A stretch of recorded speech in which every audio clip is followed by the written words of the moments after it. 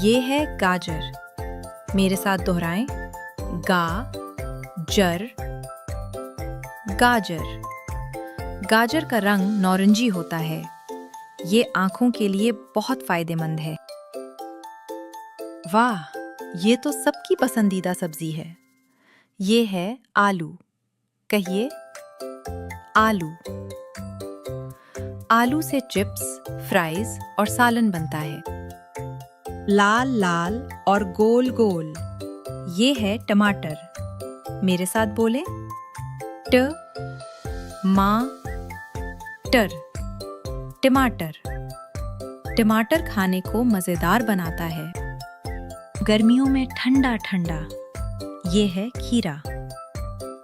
कहिए खीरा। खीरा जिस्म को ताजा रखता है।